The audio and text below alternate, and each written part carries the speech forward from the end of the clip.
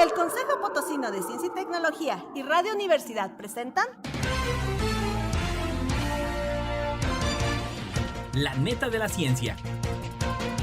Espacio informativo sobre todo lo acontecido en ciencia, tecnología e innovación En San Luis, México y el mundo. ¡Comenzamos!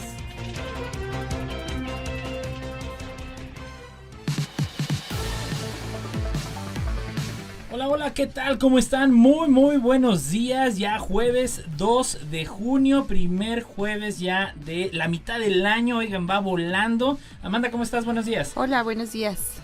Y bueno, pues vamos a arrancar con todas las ganas esta mitad de año. Ya es el mes a la mitad del año. Y recuerden seguir la transmisión. Bienvenidos a La Neta de la Ciencia a través del Twitter, Instagram, YouTube, en @Coposit, Facebook en Consejo Potosino de Ciencia y Tecnología. Y como siempre, ya lo saben, el 88.5 de FM, 1190 de AM y en el 91.9 un saludo en Matehuala, al Altiplano Potosino. Y también recuerde que nos puede encontrar en Spotify como La Neta de la Ciencia. Vámonos con los titulares. titulares. Logra San Luis Potosí 6 premios en Feria Mexicana de Ciencias e Ingenierías. Descubren Ciudad Maya en Mérida durante construcción de un parque industrial. El bajo nivel educativo dejado por la pandemia provocará baja en capital humano. ¿De qué está hecho el Sol? Resuelven controversias sobre su composición química. Diseñan lentes de contacto que se disuelven en el ojo y libera fármaco. ¿Cómo recuperar el olfato después del COVID-19? Un entrenamiento te enseña a hacerlo. ¿Dormir poco causa el envejecimiento de la mente? Esto es lo que dice la ciencia. Y bueno, también déjeme decirle que en la segunda mitad de La Neta del día de hoy tendremos una señora entrevista. Y bueno, con un gran personaje del sector de ciencia y tecnología. Me refiero al doctor David Eduardo Vázquez Salguero, presidente del Colegio de San Luis, Centro de Investigación Público del CONACYT, enfocado a las ciencias sociales y las humanidades. De verdad no se puede perder esta entrevista porque bueno, de verdad siempre es muy enriquecedor tener una charla con el doctor David Vázquez Salguero. Y bueno, pues vamos a arrancar y Amanda, pues te platico con buenas, muy buenas netas, que en el que desde Express logra San Luis Potosí 6 premios en Feria Mexicana de Ciencias e Ingenierías. El gobierno del estado de San Luis Potosí, a través del Consejo Potosino de Ciencia y Tecnología, felicita a las y los estudiantes ganadores en la primera Feria Mexicana de Ciencia e Ingeniería, donde los 6 proyectos participantes obtuvieron excelentes resultados. 5 de ellos en primer lugar nacional y 1 en tercer lugar. La primera Feria Mexicana fue coordinada por la Red Nacional de Consejos y Organismos Estatales de Ciencia y Tecnología, la Red NACECIT. Y bueno, en ese sentido se puede consultar también este gran suceso. La premiación está disponible a través de la página de Facebook del Coposit. Ahí se compartió la transmisión de la red nacional. Y bueno, usted podrá ver todos los pormenores que se dieron cuando se dieron a conocer estos resultados. Y bueno, San Luis Potosí se convierte en la entidad con mayor cantidad de galardones. Le siguió Quintana Roo con 5 proyectos ganadores, Coahuila y Jalisco con 4 respectivamente, Aguascalientes, Michoacán y Yucatán con 2 proyectos cada entidad, y finalmente Chihuahua, Durango, Guerrero, Hidalgo, Nuevo León y Tamaulipas con un proyecto ganador por estado. Y bueno, desde San Luis Potosí los estudiantes ganadores en la categoría de educación superior fueron Liliana Corpus Vadillo y su asesora, la doctora Alicia Román Martínez, de la Facultad de Ciencias Químicas de la máxima casa de estudios de la Universidad Autónoma de San Luis Potosí, con el primer lugar en el área de ciencias ambientales. También en el área de ingenierías lograron el primer lugar nacional Rosa Isela Gómez de la Torre y sus asesores, la doctora Denise de Loera Carrera, de la Universidad Autónoma de San Luis Potosí, la Facultad de Ciencias Químicas, y el doctor Miguel Ángel Waldo Mendoza, director general de Grinova.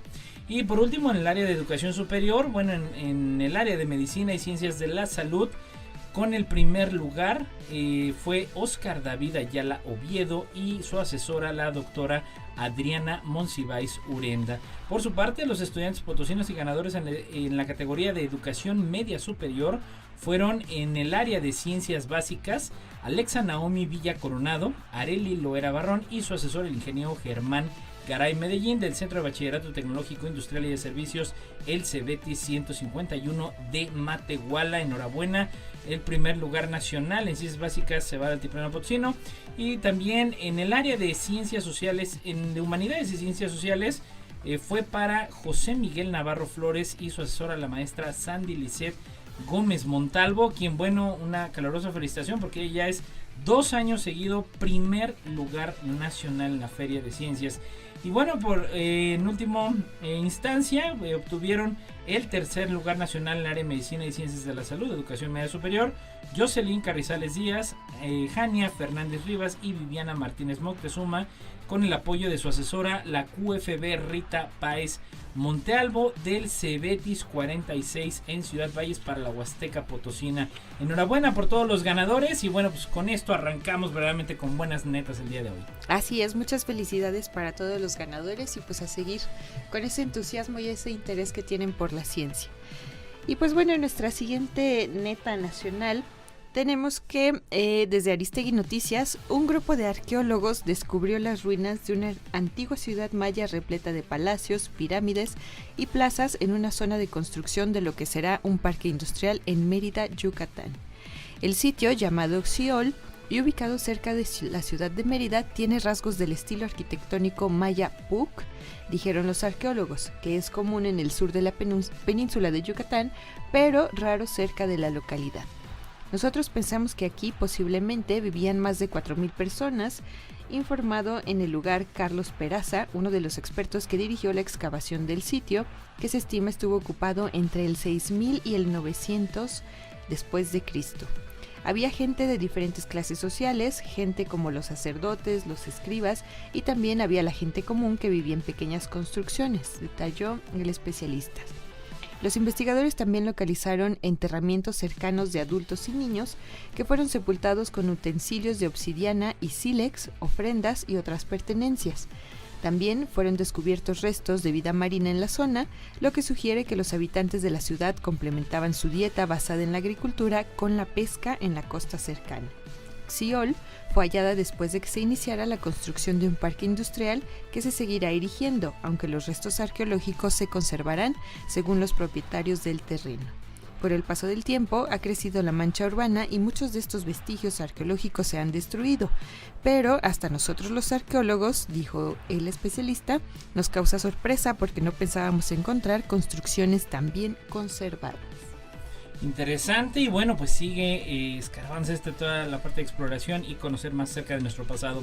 En otras netas, te platico que desde Pulso, el bajo nivel educativo de los alumnos originado por la pandemia provocará una disminución en la generación de capital humano que requieren las empresas de alta tecnología como la industria manufacturera en las próximas generaciones, advirtió el sábado pasado la empresa Común, que bueno, está dedicada a la parte educativa, y ante ello la empresa, líder a nivel mundial en desarrollo de habilidades a través de las matemáticas, la lectura y el inglés, indicó que apoyará a emprendedores a invertir en educación, un elemento clave y base para nuevos cuadros de ingenieros y gente especializada que se requieren en México. Recordó que la escasez de talento en general se dejará sentir en unos años más, derivado de una base educativa deficiente que ha dejado consigo la pandemia. Además, apuntó que la demanda de más ingenieros y técnicos altamente calificados será mucho más focalizada y se intensificará en tanto sigue avanzando la industrialización y la tecnología. De acuerdo con el análisis realizado por esta compañía de origen japonés, es necesario revertir ese rezago en el nivel académico. Al respecto, el especialista en materia educativa Héctor Barrera recordó que tras la aplicación de más de 1000 exámenes de diagnóstico en todo México a niños de educación básica, el nivel académico retrocedió de 3 a 4 años en más del 80% de los analizados. El mayor daño se observa en niños de primero de primaria, que es el grado escolar donde se dan las bases para la lectura y prácticamente esos alumnos no aprendieron nada.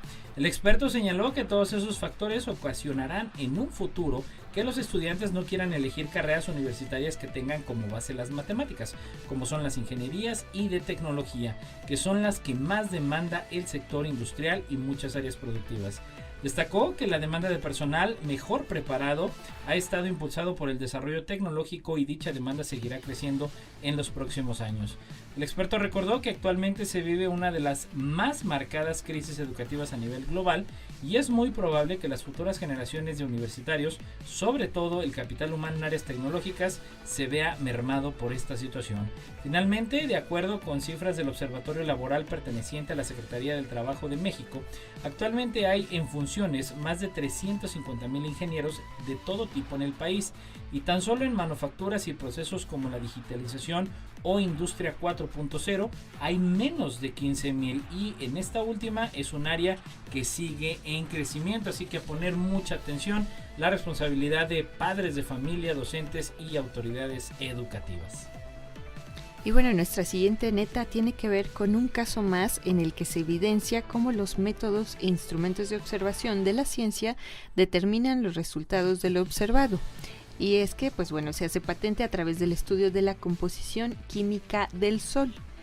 Desde hace décadas existe un amplio debate en torno a cuáles son los elementos químicos y cómo está conformada la estructura interna de nuestra estrella. A pesar de saber que todas las estrellas del universo conocido queman hidrógeno para producir helio y que a partir de esta combustión surgen elementos químicos cada vez más pesados, tales como el oro. En este sentido, el camino más verosímil para determinar cuáles son los elementos químicos del Sol se da a través de una técnica denominada espectroscopía, mediante la cual se analiza la composición de la luz emitida por los astros. La heliosismología se encarga de estudiar las oscilaciones producidas en la superficie del Sol. Estas oscilaciones tienden a generar ondas de presión debido a las tremendas turbulencias que se producen en su superficie. Por otro lado, tanto la heliosismología como el modelo más antiguo para medir la luz de las estrellas es el efecto Doppler. Presentan discrepancias a la hora de medir la composición química del Sol. Por tal motivo, recientemente, un grupo de científicos del Instituto Max Planck de Astronomía propuso una nueva manera de hacer coincidir los resultados que arrojan tanto la heliosismología como el modelo más antiguo, que utiliza la electroscopía, y resulta que los métodos utilizados en el nuevo estudio señalan que el vínculo existente entre la abundancia de elementos químicos como el oxígeno, el silicio y el neón y la intensidad de las líneas del espectro es diferente a lo que estudios previos habían mostrado. Pero, ¿a qué se deben estas discrepancias en las líneas espectrales entre los estudios previos y el estudio actual? Básicamente a que los nuevos resultados arrojan que el Sol contiene alrededor de 15% más oxígeno de lo que se había calculado. Además, posee 26% más de elementos pesados, es decir, elementos metálicos formados a partir de helio, el cual es segundo elemento químico de la tabla periódica de los elementos después del hidrógeno. Este hallazgo respecto a que el Sol contiene una mayor cantidad de los elementos pesados de lo que se creía, seguramente abrirá el debate entre los miembros de la comunidad científica en torno a la composición química de otras estrellas, no solamente en nuestra Vía Láctea, sino también en todo el universo conocido. Al respecto, y como lo mencionó el astrónomo Aldo Serenelli, en unas interesantes declaraciones para el portal Amazings, los resultados de este trabajo vuelven a colocar al Sol como referencia fundamental en el estudio de la física estelar, es decir, en aquellos estudios que tienen que ver con los procesos físicos y químicos que tienen lugar en el interior de las estrellas. Serenelli, quien formó parte de la investigación, también mencionó que esto tiene una importancia central para diversas áreas de la astrofísica, y en especial para la caracterización detallada de la estructura interna de otras estrellas. Afortunadamente, para respaldar este nuevo trabajo, la Agencia Espacial Europea tiene planeado lanzar al espacio en 2026, qué lejos se oye, pero qué cerca está, Así es. una nave llamada Plato, cuyo objeto fundamental será descubrir nuevos planetas más allá del sistema solar. Concretamente, hallar planetas en estrellas amarillas parecidas al Sol, así también planetas en estrellas enanas rojas. Además de descubrir nuevos mundos, Plato podrá determinar con mayor detalle y precisión la composición química y espectral de otras estrellas. Ello servirá para mejorar nuestra comprensión no solamente de cómo se forman las demás estrellas, sino también para determinar cuáles son los elementos químicos más abundantes en ellas. Interesantísima, y bueno, ya suena cada vez más a ciencia ficción, como esta neta que precisamente nos trae Agencia ID. Y bueno, diseñan lentes de contacto que se disuelven en el ojo y liberan fármaco. La aplicación de tratamientos oftalmológicos mediante gotas es poco eficiente, ya que el líquido con el fármaco permanece poco tiempo en los ojos. Esto se debe a que el ojo expulsa el producto casi de inmediato a través de las lágrimas, y es un mecanismo de defensa natural con el que cuenta. Por ello, especialistas de la Facultad de Estudios Superiores, la FES de Cuautitlán de la UNAM, crearon unos lentes de contacto que se desintegran en minutos y liberan gradualmente el principio activo. La acción prolongada, el tiempo de exposición del ojo a la sustancia activa, favoreciendo una pronta recuperación. El fármaco se añade a los lentes durante su fabricación, explica el doctor José Juan Escobar Chávez. Y bueno, los lentes están hechos con polímeros biodegradables para que sean amigables con la mucosa del ojo. Una primera versión de estos lentes está destinada a curar la uveitis, que puede derivar en ceguera si el padecimiento no se trata de forma correcta. La enfermedad se presenta cuando se inflama la uvea o capa media del ojo, y algunos de sus síntomas son ardor o picazón, enrojecimiento y lagrimeo. El origen de la uveitis es multifactorial, ya que puede ser provocada por la contaminación, la exposición excesiva a las pantallas de los dispositivos móviles, atentos con eso, u otras enfermedades. La FES Cuautitlán iniciará en breve los trámites para patentar esta tecnología con la finalidad de transferir para su comercialización, afirma el especialista de la Unidad de Investigación Multidisciplinaria. Este proyecto ha sido financiado enteramente con recursos institucionales y recientemente fue reconocido con el tercer lugar del premio Canifarma en la modalidad de innovación tecnológica. Enhorabuena, porque esto, bueno, pues también avances tecnológicos por mexicanos. Y bueno, nuestra siguiente neta tiene que ver con cómo recuperar el olfato después del COVID-19. Hay un entrenamiento que enseña cómo hacerlo. Desde National Geographic traemos esta neta, y es que Chris Rogers, estadounidense, quien tuvo COVID-19 en marzo de 2021, 2 días después de salir positivo, no podía oler ni saborear la comida. ¡Qué horror y qué terrible! Eso es horrible, eso es horrible. Sí, lo padecemos en casa de algunos miembros por ahí. Sí. Cansado de esperar a que su sistema olfativo se recupera naturalmente, Rogers buscó la terapia de entrenamiento del olfato que le recomendó su otorrinolaringólogo. 2 veces al día, durante 10 semanas, Rogers olió 4 tipos de aceites esenciales, de rosa, de limón, de eucalipto y de clavo, para activar o fortalecer potencialmente la supervivencia de células detectoras de olores recién formadas, o acelerar su producción y reconstruir la conexión entre su nariz y su cerebro. Es similar a la fisioterapia, pero para la nariz, y se ha utilizado en la última década para ayudar a restaurar el sentido del olfato perdido por otras infecciones virales como el resfriado común o la influenza, las lesiones cerebrales y el envejecimiento. Si bien los científicos han registrado mejoras en la capacidad de oler de algunas personas, generalmente después de un periodo de 3 a 6 meses de dicho entrenamiento, ha sido difícil mostrar cuánto de esa mejoría proviene de la terapia en sí y cuánto es producido de la recuperación natural que ocurre con el tiempo, dice Eric Holbrook, un rinólogo que estudia y trata a pacientes con trastornos del olfato en el Hospital de Ojos y Oídos de Massachusetts, Estados Unidos.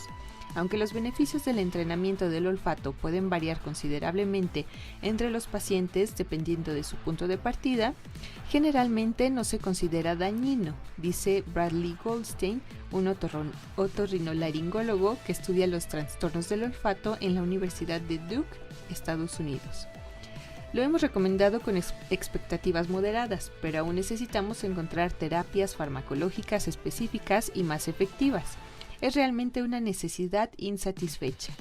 Si bien los científicos aún están ajustando la duración ideal de la terapia de entrenamiento del olfato y qué concentraciones de aromas son más efectivas, Sara Patel señala que la forma de cuantificar esos beneficios aún es muy rudimentaria.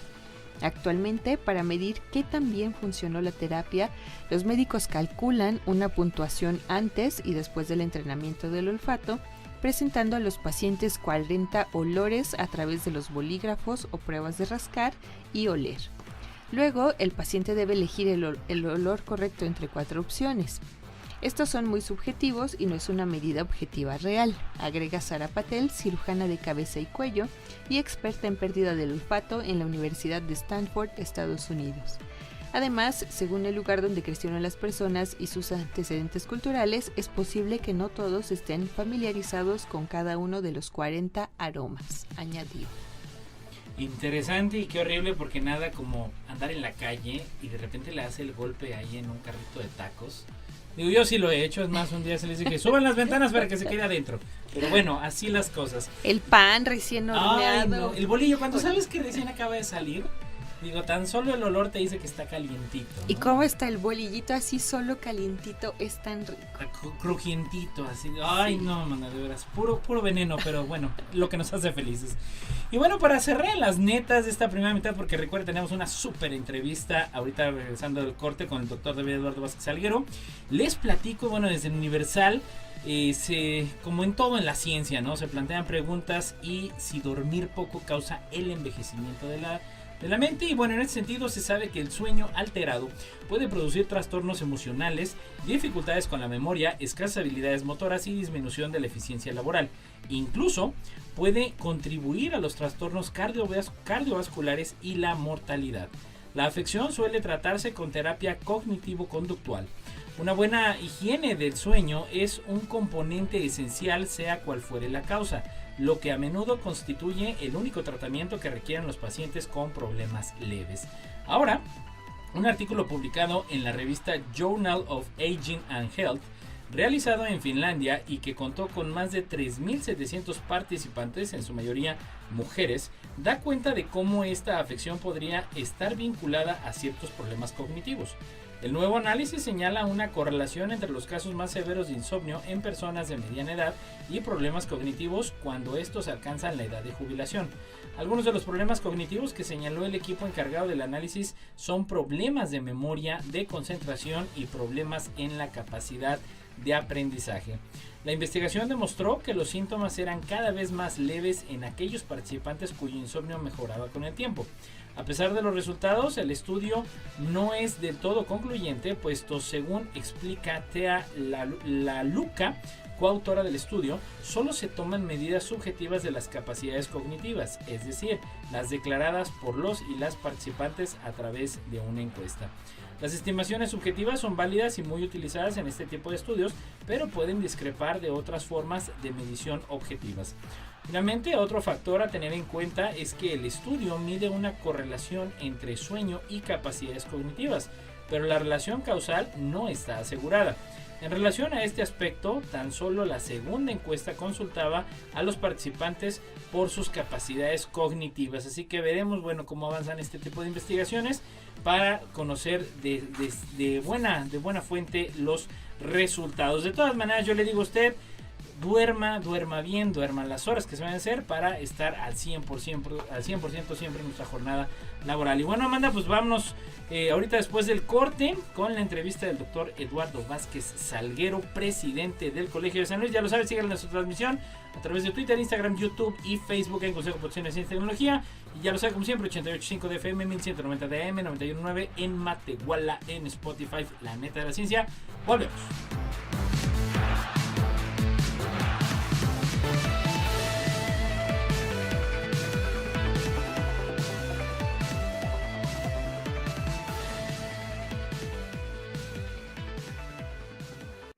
No importa en qué parte del mundo estés, recuerda sintonizarnos en la web radioytelevisión.uaslp.mx. Regreso aquí en La Neta de la Ciencia, como cada jueves, ya lo sabe, en el 88.5 de FM, 1190 de AM y en el 91.9 de FM en Matehuala. Y bueno, de verdad es que estoy encantado del invitado de honor que tenemos el día de hoy, alguien a quien yo admiro mucho, y me refiero al doctor David Eduardo Vázquez Salguero, presidente del Colegio de San Luis, aquí en San Luis Potosí. Doctor, muy buenos días, ¿cómo está? Muy bien, Edgar, muchísimas gracias por la invitación y pues con un gusto también aquí de poder compartir ideas contigo y con quienes nos están escuchando. Muchísimas gracias, doctor. Y bueno, pues precisamente arrancar yo creo con algo básico que si bien muchos estamos familiarizados, conocemos y hemos estado cercanos a esta gran institución que cumple 25 años. Enhorabuena, primero hay que reconocer esa gran labor y bueno, 25 años del Colegio San Luis. Pero bueno, arranquemos precisamente con lo básico. ¿Qué es el Colsan? ¿Qué hace el Colegio de San Luis? Y pues bueno, el papel que tiene aquí en San Luis Potosí. Sí, fíjate, pues remitiéndome un poquito también a tu comentario del aniversario, que tenemos 25 años ya de fundación, pues el colegio es un centro público de investigación. Cuando digo público hay que fortalecer, digamos, o dar énfasis en esa palabra, ¿no? Es público en el sentido de que recibe su financiamiento de los recursos del gobierno federal y por extensión, pues del gobierno, bueno, de los mexicanos, ¿no? Digamos, es el Estado mexicano el que está financiando la investigación que se hace aquí. Y también en el sentido de que nuestro deber ser está comprometido con la sociedad, ¿no? Con la gente que nos rodea en nuestro estado, en nuestra ciudad, pero también en el resto del país. Entonces, es un centro público de investigación. Luego, nos dedicamos a la investigación en ciencias sociales. Esto quiere decir que las disciplinas que aquí se investigan, se cultivan, digamos, y también se trabajan y se forman, tienen que ver con las ciencias sociales y las humanidades. En este caso me estoy refiriendo a la historia, la antropología, la ciencia política, los estudios literarios, las relaciones internacionales, etcétera, ¿no? Entonces, eso es el colegio, un centro público de investigación orientado a las ciencias sociales, que a la vez que hace investigación de frontera, digamos, de ese punto en el que la ciencia está avanzando y cuestionándonos cosas y poniendo a prueba, también atiende problemas nacionales, de lo que le interesa, lo que preocupa a los mexicanos.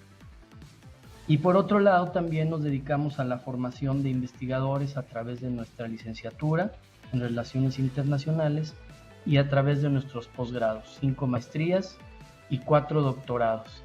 Entonces es una institución que trata de integrar ese ámbito, ¿no? Y obviamente pues responder a un interés público. Increíble, la verdad, y importante esta labor. Y aunado a esto, ¿no? Luego esta perspectiva que decían, bueno, teníamos, el Colsan nada más tenía los posgrados, pero también es muy fuerte en la oferta educativa que tiene la licenciatura. Y bueno, es bien sabido que hay jóvenes que de la licenciatura inician y se siguen hasta con doctorado, ¿no? ¿Qué relevancia? Bueno, pues también tiene el papel que tiene el Colsan pues a nivel nacional, porque hemos visto que han sido punta de lanza, definitivamente ustedes han sido punta de lanza en estos temas que por fin hay visibilidad, es decir, no son de moda, yo no les quiero llamar de moda, sería un error llamarlo de moda, como la cuestión del género. Creo que ustedes han sido punta de lanza en esto. ¿Cuáles han sido los retos que han enfrentado y bueno, de qué manera implementan estas estrategias pues para ahondar en ciencia de frontera y sobre todo en algo que por fin tiene visibilidad, como es el tema de la equidad de género? Bueno, me voy a enfocar en el tema que propones, aunque son muchos los que se abordan, ¿no? Fíjate que en ocasiones me he dado la tarea de leer los informes de gobierno previos a mi gestión, desde la fundación del colegio, ¿no? 1998, 99, 2000, etcétera. Les he estado dando un repaso y fíjate que los temas que tienen que ver con género, con violencia contra la mujer específicamente, derechos humanos, están ya desde el principio de la existencia del colegio, ¿ves? No son temas novedosos para nosotros. Lo novedoso es cómo se van abordando, cómo las metodologías van cambiando y cómo las orientaciones en cuestiones específicas se han ido investigando y se han ido, digamos, atendiendo, se han hecho tesis, se han hecho investigaciones, se han hecho proyectos interinstitucionales, se han hecho proyectos con gobierno del estado. Y en relación a tu pregunta sobre la estrategia, creo que tiene mucho que ver el hecho de que nuestros investigadores sean personas que les interesa el trabajo de campo y que se dedican a entrar en detalle con los actores sociales, ¿no? Es decir, con las personas que están viviendo algún fenómeno social. En este tema de género, pues nuestros investigadores pues han hecho trabajo de campo, han visitado municipios, han participado en consejos y comités estatales, han opinado sobre las propuestas de leyes, programas de trabajo, planes de desarrollo, planes municipales de desarrollo. Entonces, ese contacto cercano con los diferentes actores políticos, sociales, económicos, gubernamentales, educativos, es lo que permite, digamos, conocer de cerca los desafíos y bueno, a partir de ello empezar a generar investigación, información e insumos para poder resolver determinado asunto, ¿no? En el caso de género, yo creo que ha sido mucho producto de ello, de un contacto cercano, en este caso, con las mujeres, con las asociaciones civiles, con colectivos, con víctimas de violencia, con las fiscalías, ¿no? Con los ventanillas de atención. Es decir, esta panorámica tan amplia pues es lo que nos ha permitido avanzar en ese tipo de investigaciones. Genial, y de verdad yo quisiera rescatar lo que usted menciona, son investigadores de campo, porque luego cuando uno escucha y está ese estigma o ese etiquetamiento de es investigador social y pues está con libros y ahí en su cubículo, y no es cierto, es precisamente al ser social, está inmerso en la sociedad, nada entre la población, pero bueno, es alguien con esa gran responsabilidad que al tener mayor preparación, pues bueno, aporta, suma al desarrollo de la población. Otra de las líneas que a mí me interesaría mucho que pudiéramos, por ejemplo, abordar del quehacer del Colsan es el tema del agua. Es decir, muchos quizá pudieran decir, ¿por qué el Colsan? ¿Por qué un centro de investigación de áreas sociales estudia el tema del agua? Y en teoría, bueno, ¿qué onda con los geólogos, los topógrafos, los medioambientalistas? Pero no, ustedes tienen un papel trascendental en el estudio del agua. ¿Qué acciones han emprendido, bueno, de años que ya tienen promoviendo, pues bueno, no nada más investigando las cuestiones de huella hídrica, que ya hablaremos un poquito de divulgación de lo que hacen, pero la importancia que tiene esta línea también de investigación en temas del agua, y sobre todo para San Luis? Sí, fíjate que esta línea de investigación empezó así, como una línea de investigación, después se creó ya un programa de investigación. Para esto le quiero comentar al público que nos acompaña, que nos escucha, que el colegio se organiza en programas de investigación. Tenemos 5 programas: el de historia, literatura, antropología, estudios políticos, de asuntos políticos y políticas públicas, y el de agua. Habrá notado que todos son disciplinares, excepto el de agua, que es temático, ¿ves?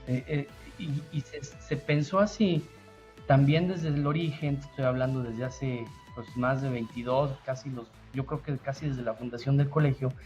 Se pensó así porque, claro, estando en una ciudad, en la puerta, digamos, del semidesierto, o ya prácticamente en el semidesierto, en el sur del desierto chihuahuense, digamos, donde abre todo este gran desierto mexicano que hay, el segundo más grande del mundo. El tema del agua pues era algo que en aquel momento ya empezaba a causar presión, pero no era crítico como lo es ahora. Y ya era presión, ¿no? Se notaba el abatimiento de los mantos acuíferos, se notaba los problemas en la presa, o en las 2 presas que estaban aquí, la de San José, la del Peaje. Obviamente también toda la problemática que hay en la Huasteca con la contaminación derivada de las empresas, de los ingenios, ¿no? que producen caña, luego la instalación de algunas empresas en los márgenes de los ríos que echaban sus desechos al agua, al río, las propias comunidades que sin tener drenaje adecuado ni plantas de tratamiento se contaminaban los ríos. Entonces eso ya se empezó a visualizar, ¿no? De tal forma que en efecto, nuestros investigadores, aunque hay algunos que tienen la formación precisamente en ingeniería, el sesgo principal es el ámbito social. Entonces tenemos antropólogos, sociólogos, tenemos ingenieros que han hecho ya su investigación, pero desde el punto de vista social.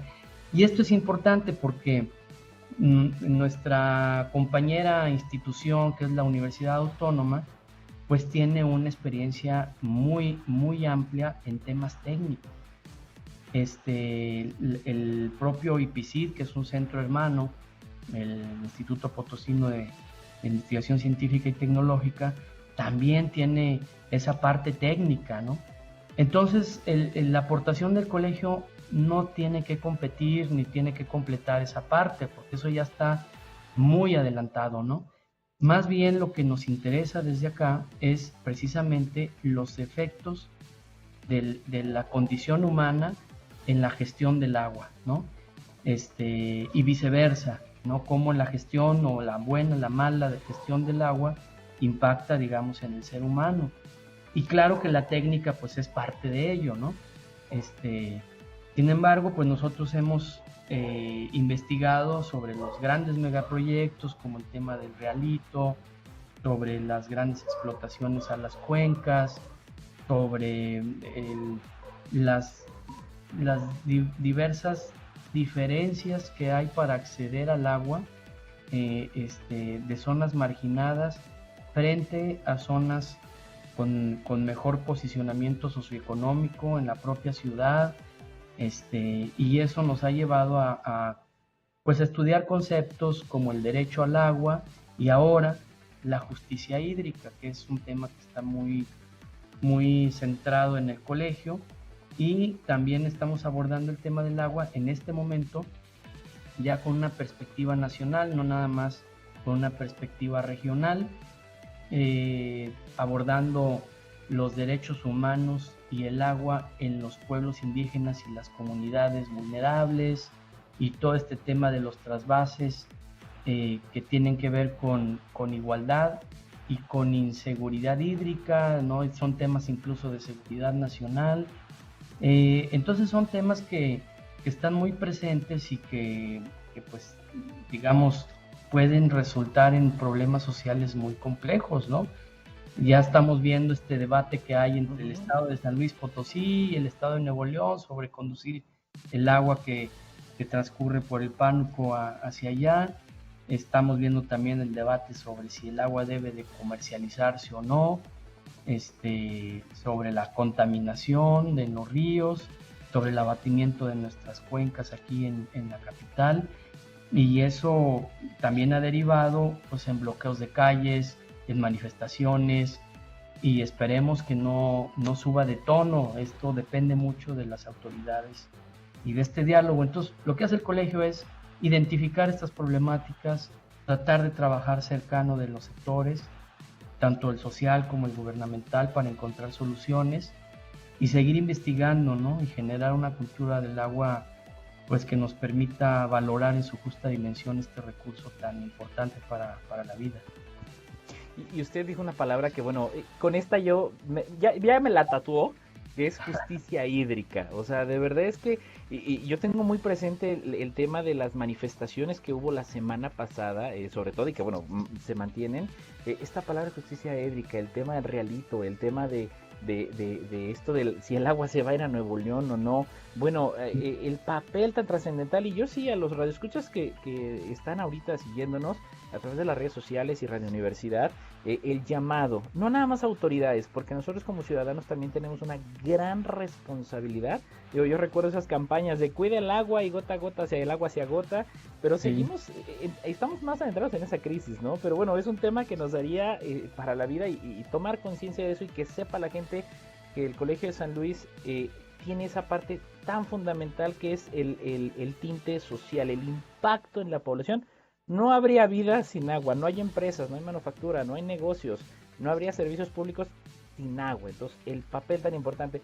Doctora, me gustaría también brincar un poquito a este rol que también juega tan importante. Yo creo que nos lo dejó en evidencia, como es el tema de la vinculación.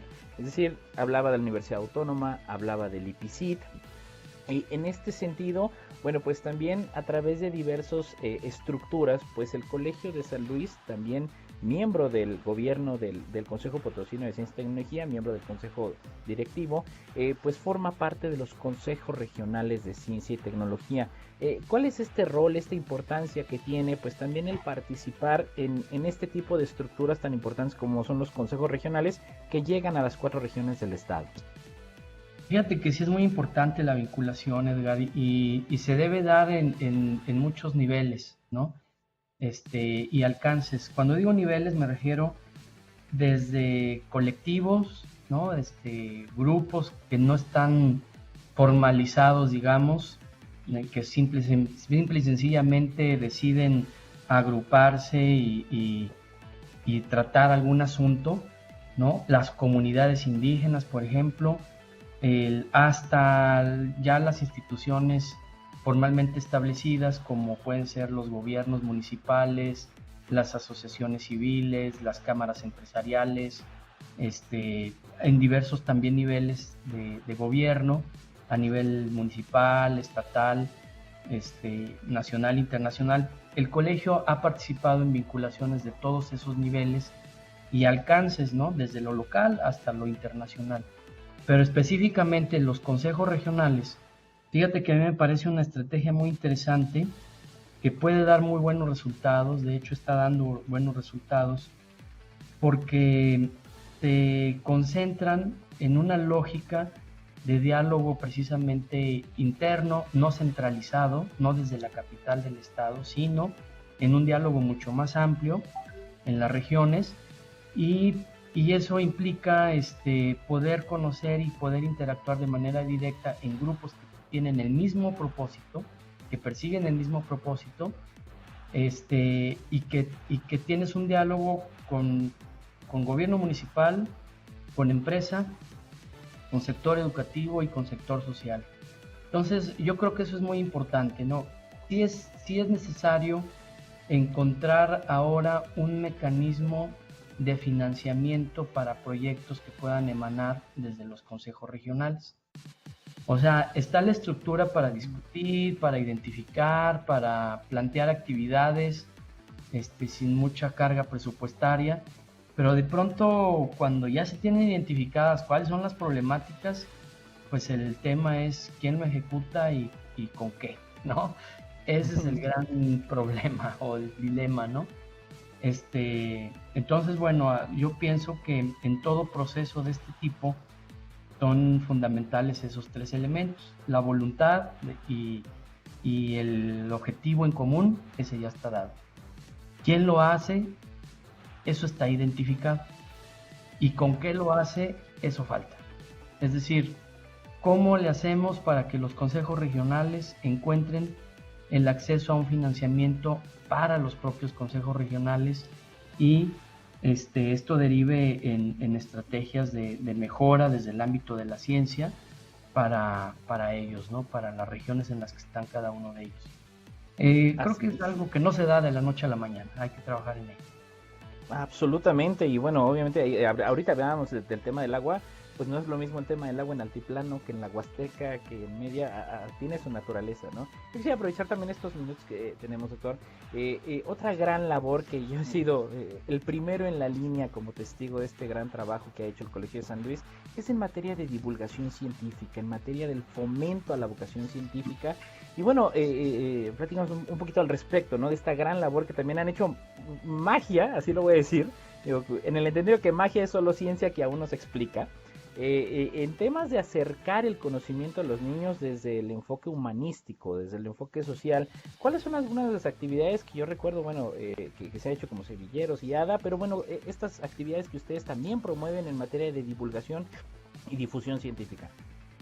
Fíjate que ahí, Edgar, es hacer divulgación científica para un público no especializado es muy complejo, porque tienes un público muy amplio, es decir, ya lo mencionaste, tienes a los niños, a los jóvenes, digamos, que están entre los 13, 25, 30 años, luego tienes a todo ese sector de adultos y luego incluso tenemos otro sector muy poco atendido desde el ámbito de la ciencia, que es la tercera edad, ¿no?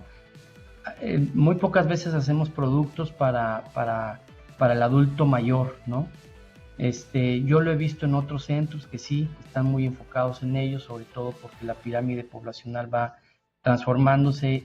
Me estoy refiriendo, por ejemplo, al CIAD, que es un centro de investigación y desarrollo en alimentos en el norte. Es un centro también CONACYT, y ellos se dedican mucho a a dar sugerencias a los adultos mayores sobre la alimentación, temas para diabéticos, para gente con hipertensión, etcétera, cómo tratar el huevo, la leche. Bueno, ese es un ejemplo. En el caso de las ciencias sociales y las humanidades, pues tenemos un espectro muy amplio y hemos hecho esfuerzos tratando de atender a diferentes nichos, ¿no? Efectivamente, ya mencionaste el programa ADA, mencionaste el semillero, que nosotros nos sumamos al semillero, me pareció muy padre esa experiencia que impulsó Coposid hace unos años. Nosotros implementamos nuestro propio programa que se llama Pasaporte a la Ciencia, que también hemos hecho ejercicios con los chicos, sobre todo de lo que llaman primaria mayor, ¿no? De cuarto, quinto, sexto de primaria y los primeros y secundaria, ¿no? hasta tercero de secundaria. Cosas que tienen que ver con estudios literarios, con temas de democracia, con cartografía, con riesgos y desastres, en fin, y el agua, también se ha hablado con ellos de agua, se han hecho talleres, en la pandemia nos tuvimos que reconvertir al formato digital, dejamos de atender un poco este sector, que estaba también ya muy agobiado por estudiar en casa, entonces creo que ya es momento de retomar algo con este nicho, pero en este inter hemos tenido algunas innovaciones en las formas de comunicar. Por ejemplo, nuestros libros los promocionamos con algo que llamamos book trailers, que son cortos de video donde hablamos del libro. En 30 segundos te das una idea de lo que trata el libro y bueno, pues invitamos a leer. Nuestras publicaciones están completamente en acceso abierto y también el área de difusión y de audiovisual pues han producido podcasts, videos cortos, hemos hecho seriales, ¿no? Discutiendo temas de importancia sobre democracia en Latinoamérica, temas de género, precisamente sobre agua, literatura, seres sobrenaturales. Y en este momento, uno de mis propósitos es contribuir al goce del derecho humano de acceso a la ciencia. ¿Ves?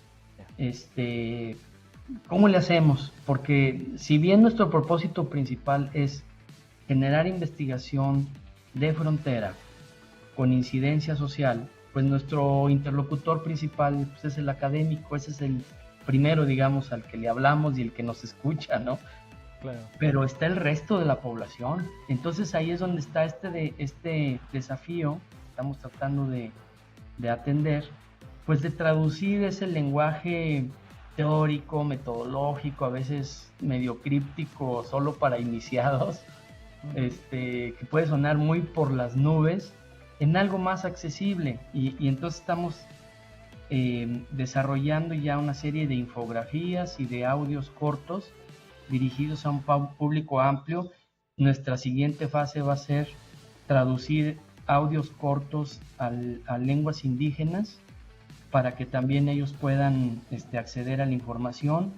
Habíamos estado haciéndolo de manera escrita, pero precisamente el director del Instituto de Lenguas Indígenas de aquí de San Luis me dijo, no lo escriban, háblenlo, porque nosotros hablamos el idioma y lo escuchamos, pero muy pocos lo escribimos o lo leemos.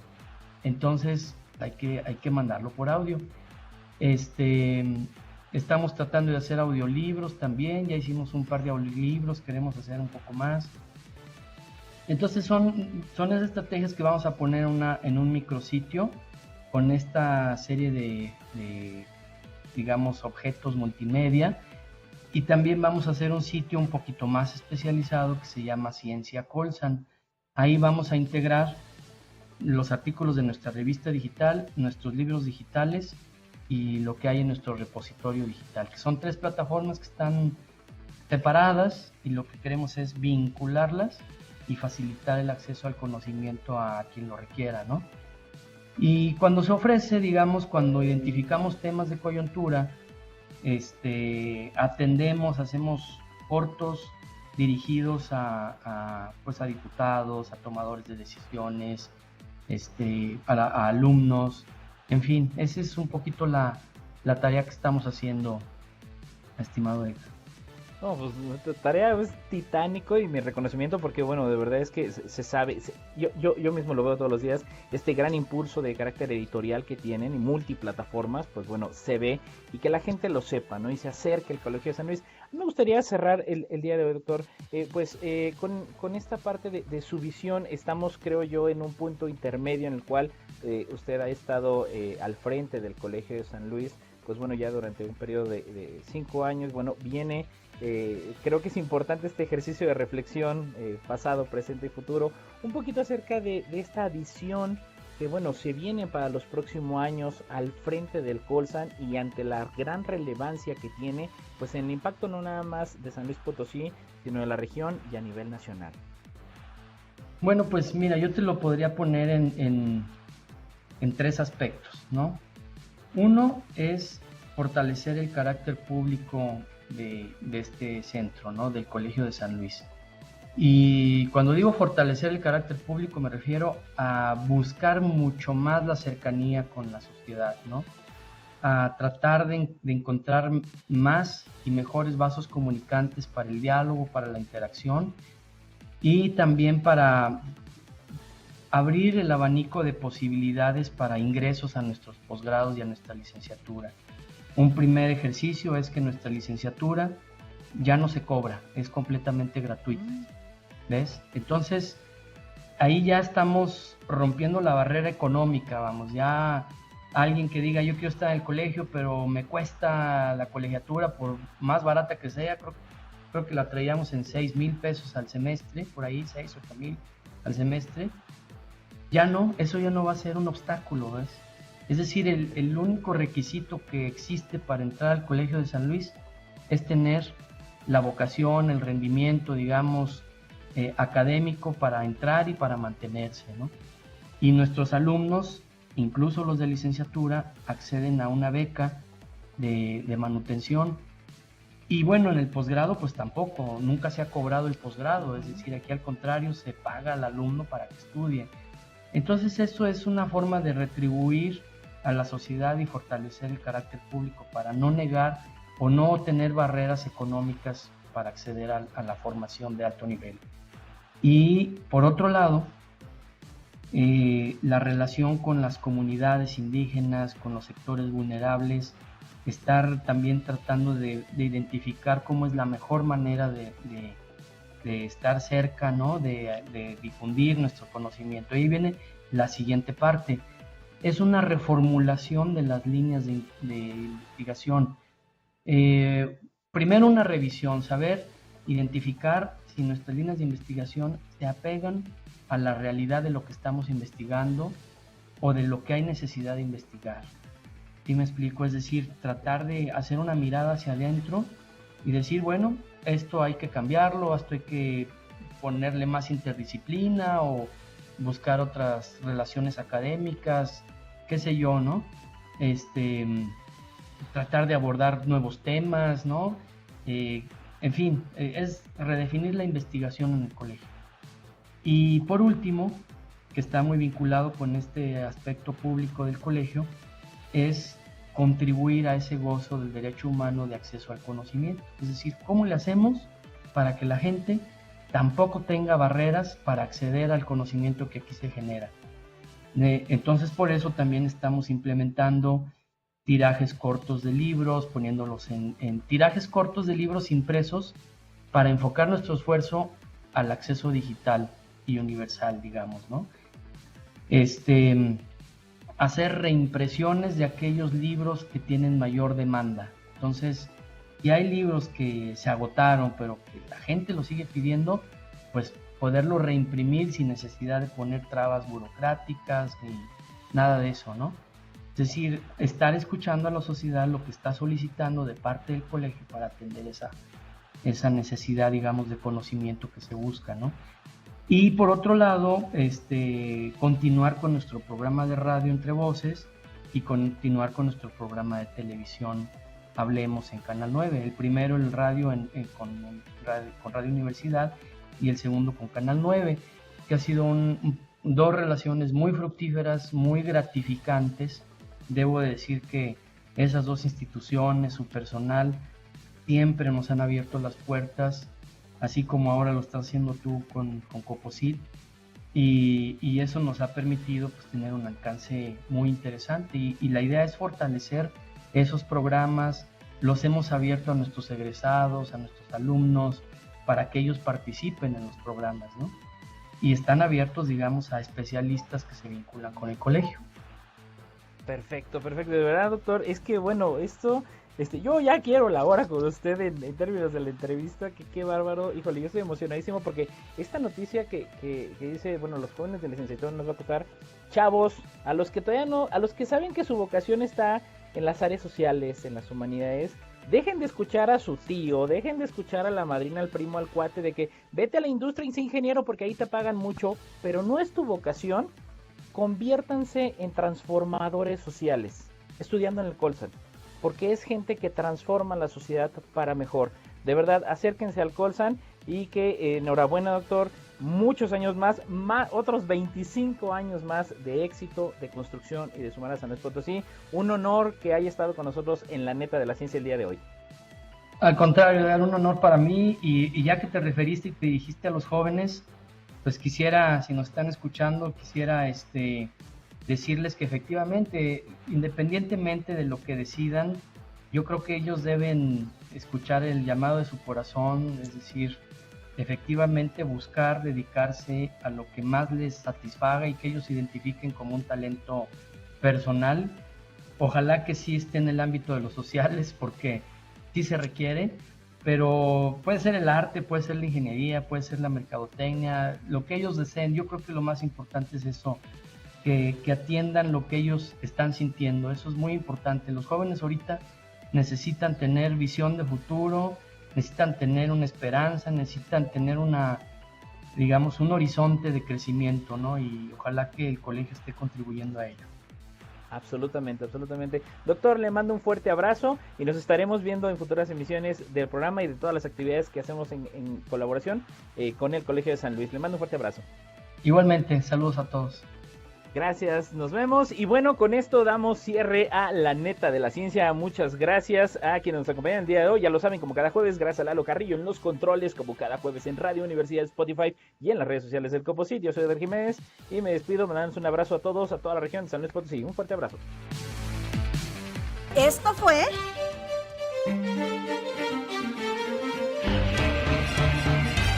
La neta de la ciencia. Noticiero de Ciencia, Tecnología e Innovación. Presentado por el Consejo Potosino de Ciencia y Tecnología y Radio Universidad.